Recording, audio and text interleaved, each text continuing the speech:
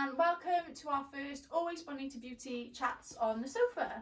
And today we have got Molly, who is our trainer from Weston-super-Mare, and she's down in Cardiff to do our first chats. So please bear with us as we are learning and developing this.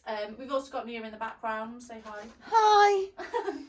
Who is helping us do our bits. And yeah, we're hoping to grow and interview as we go along. So today we're going to start off with Molly and just get to know her, introduce her to the brand a little bit more, and just get some info and questions and find out some more background. So yeah, let's go. How are you today? I'm good. How was your trip down? It was good. Road rage, but good. Oh no, and what did you say? Someone was driving on the wrong side of the road? Yeah, coming at me on the wrong side of the road. Great fun. I know. Fab. So we'll go straight into it. But Chuck me in the deep end. chuck you in the deep end. So why did you start beauty and lashing? So, beauty in the first place. Yeah. I'm going to be honest, at school, I never actually thought about doing beauty. Okay. As a child, my mum, who is from a beauty background, was always trying to put like ideas in my head and Shout say... out Heidi. Shout out Nose by Heidi. And trying to put ideas in my head, giving me some inspiration. It was never there. Yeah. I wasn't into makeup when I was a child. I was never that little girl that went and put loads of makeup on. I Yeah. never wanted my nails painted. And it was only in kind of like year 10, 11, so kind of like 15 years old, Okay. where I kind of found a love for makeup. Because that's what you started off with as well. Yeah, isn't so I it? started off doing makeup, kind of as makeup was taken off. Yeah. Mainly to cover my acne at the time. Fair. And So just there's like finding... personal reasons behind it then as well. Yeah, so Okay. the biggest thing that I was trying to do with makeup was to cover my skin without it looking like acne covered skin. Yeah. And I'm sure we've all been in, can relate to teenage skin problems and stuff. Definitely. So that's kind of where it all started, and I went to college after I didn't do too well on my GCSEs. Okay. And I kind of thought I'll just see where it goes. Down the makeup route. Yeah. Lashes, nails, all of the rest of it wasn't even on my mind. Went in to do beauty at college, and I didn't really find my place in it, to be honest. Yeah. There wasn't anything that I immediately clicked with. I was just there kind of picking up, trying to find some kind of inspiration or whatever along the way. Yeah. I did 2 years of that, and I actually got to do a course in college to do lashes for a day. Okay, yeah. How was that? Rubbish. And I'm sure loads of people can probably relate. Or let us know if you can relate, or like if you did your lash course in college. Because I think I did like cluster lashes at some point. We weren't taught to isolate or anything like that. It was just like pick up the lash and drop it on. And drop it on. So more like express lashes. Yeah. But you like that? No, I didn't like it. And it was my mum who said you need to really like work on this. Like you can find your way with it. Like look further into it. And for some reason at the time, I kind of just thought, oh, I'll give it a go and see what I can do with it. Until I found my course with Always Bonita Beauty, and that must have been, how many years ago was that now? Probably about 4 years ago. Yeah. Well, because did you do I did a classic refresher training? That's how I started. That's where you then got your confidence. What I'll do as well is I'll find Molly's first pictures from her classic refresher versus now. Yeah. For you. And I did it on my mum. Yeah. I did it on my mum, and I remember that night, or like the day after, we went to Centre Parks, and I was like, how are the lashes look? And she was like, I've got 3 left. Oh no. And then after the course, then you just went on then and tried to do it. So I fully booked myself with a week of 3 clients a day. I think I did like 9, 12 and 3 or something like that. 3-hour slots. Yeah. For a reduced price for the week, and made sure that they weren't leaving until I was like 100% happy. So would you say that is like a tip for anyone who's new? Yeah. Coming like in or like panicking, would you say like practice? Yeah, so I did 1 week. At the time I was... And did you do it discounted rate? Yeah, so I think I did it, obviously this is a while ago now, but I think I did it for like 25 to 30 pounds, classic set, 3 hours, made sure they all were aware they were like not models, but I was practicing on them, all happy to have their pictures taken, and they all had to give me feedback. Okay. And I still do about 4 of them now. Oh, amazing. Yeah. And I think obviously we both now train for Always Bonita Beauty, but it's something that I push massively, is that you have to keep going. Because if you don't keep practicing and training, you just like lose your ways. And you're like, oh, just pick it back up. But it's just not, like, muscle memory is just not that easy, is it? No, exactly. And like some of them I went like 3 hours, like 3.5 hours on. But it's just one of those things that I had to do to know, actually, on some people I'm going to need a bit longer, on some people I only need an hour and a half.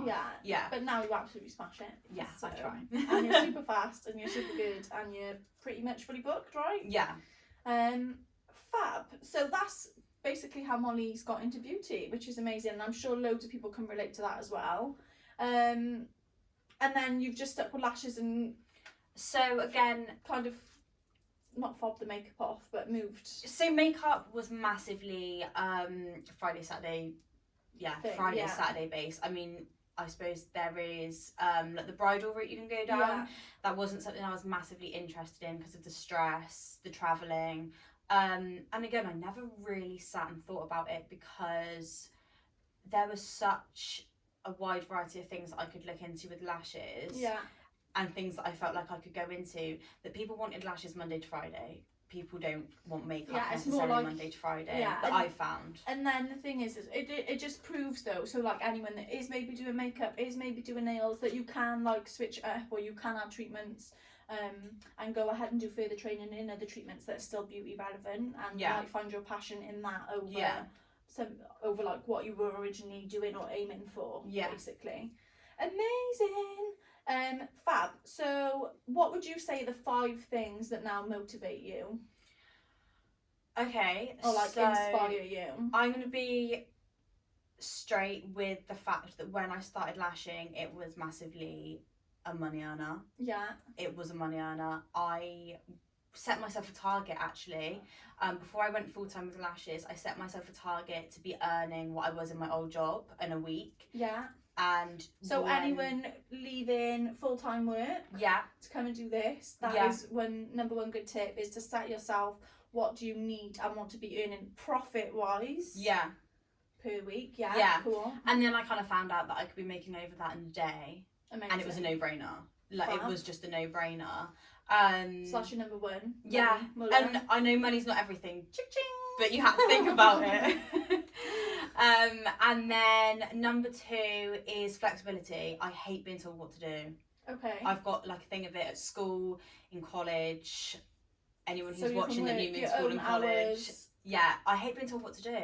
Okay. And asking for time off, like, I really struggled with that always. And it was like, I kind of thought, oh my god, I don't need to even need to ask. Yeah, now you can just manage it. Like, no, I don't want to work this day, so I'm not doing it. Yeah. Okay. So yeah, flexibility, if that's what that goes so money, under. flexibility, and 3 more. I think kind of like proving people wrong. Because I've never been one that's typically excelled in something. I've usually struggled in most like departments, whether it was like at school and college and stuff. So I think it was something that I thought, there's no set rules, I can make my own rules. Love that one. And like push myself out of my comfort zone. You're doing good anyway. And is that 4? That's 3. So we got money, flexibility, proving people wrong, and then I guess like it's hard because like what inspires me is like watching other people and how they've done it. You can turn it into a brand, you can turn it into training, you can go into awards. People think it's just lashes, but you can like do so much more. And like, even if, I guess when you started, you probably didn't think, oh, I'm going to train in this one day. Whereas now I didn't even think about it. You are, so you're doing amazing. And like, you can go and do competitions, can't you? Oh yeah, there's like, it's such a massive thing, but people only sometimes see the smaller picture of it. Yeah, and like creative lashing, like lashes that you wouldn't think about wearing in everyday life, but like used on sets and stuff. So yeah, there's so many different avenues down it that I don't feel like I get bored. Yeah, and then last one, what motivates you last? Obviously, kind of just the people that support me and that are around me obviously push me out of my comfort zone, and they, even though the majority of them have no idea about lashes, they push me and motivate me obviously like my family and my boyfriend and stuff to go further, and that I don't need to stop at a certain point. Yeah. Yeah. You've got this. So Molly's top 5 is... I can't remember even one of them now. money, flexibility, proving people wrong, the inspiration essentially, and also the people. So the people around you also motivate you. I love people so much more now in this job than I ever did before.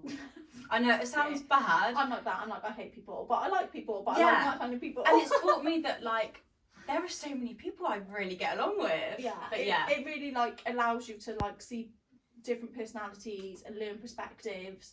And I think that's really important, because it's like even with clients, you'll find that some clients you gel with better than others, some like cause you a bit more anxiety than others, and then other ones you see them more than your friends. So, and we've all been there. I feel like that's a massive thing with like the people that I'm friends with that are lash techs. It's all like an unsaid sort of thing. You're like, do you have a client that's it's like this secret like lash tech world that we don't know that things happen, or like stuff things go wrong. I think like more as we move on with like reels and Instagram and social media and TikTok and all of that now, like more of that is like coming out of the ground. But it's just like this fine balance of what can you post on your social without it, like annoying or like upsetting your clients, versus like, oh my god, that is actually true. Where's the line between unprofessional and like speaking the truth? Literally. Okay, amazing. So what is your, going to something a bit more like fun now, what is your worst thing that has happened to you with a client? Other than Ella spilling wax all over your toes while you're shout out to Ella who spilt wax over me and stuck my feet together last week. That was quite bad. Luckily I didn't have a client in though, so that was alright. No one knows about that until now. I'll send you a picture of that too. I'm trying to think about what I can and can't say. So I would say oh my god. I feel like the truth coming out in like conversations with people is up there with one of the top. As a girl, if you've got relationships in the same area that you're a lash tech in, be prepared that you could find out anything. We're not talking about anything current, by the way. Just want to state that now. I'm sure we have literally all been there. Where someone's come in and said, oh my god, I know so-and-so's doing so-and-so. And you're like, I don't want to know that. Yeah, literally. And that can get extreme. Yeah.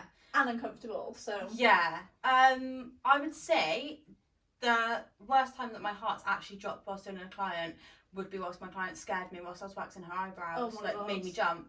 What did she do?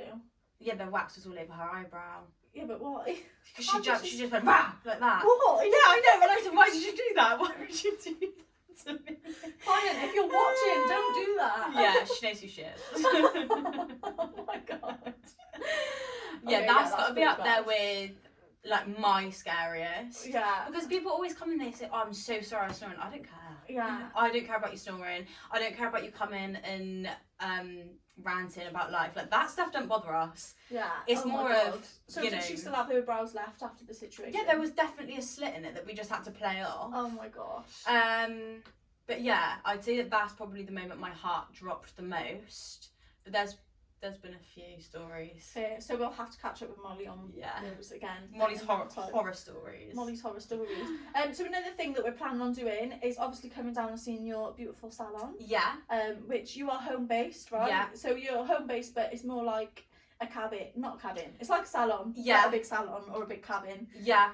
But it's stunning. So at some point we are going to go down and show you where Molly works and where she trains as well. Yeah. Which is in Weston. So that will be a fun little day out. Trip. A trip. Yeah. So yeah, we'll just end it with, what would you say is your top 5 things that you would, like, just short and sweet, but you would say to anyone like starting out in the industry?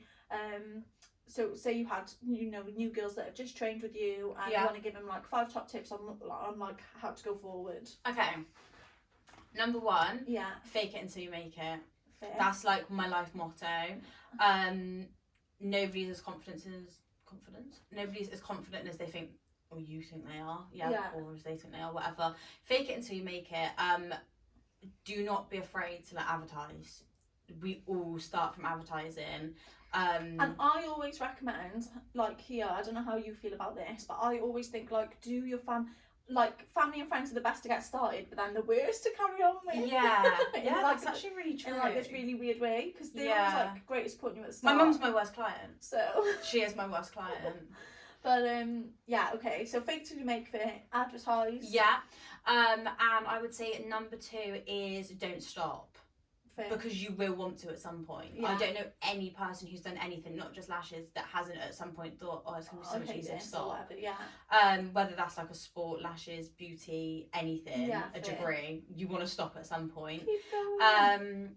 Number 3, I would say work your ass off if you can. Like, if you can, then do it. Yeah, it takes time, doesn't it? It takes time to do it, and you're only going to get to do the hours you want to do and the flexibility you want to do once you've done the bits you don't want to do. What you put in, you get out. Yeah. Mm-hmm. Number 4, I would say... What's that for?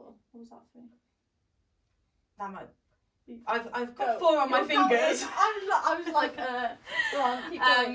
Number 4, I would... Oh, I had it as well then. Sorry. It's alright. Top tips. My bad.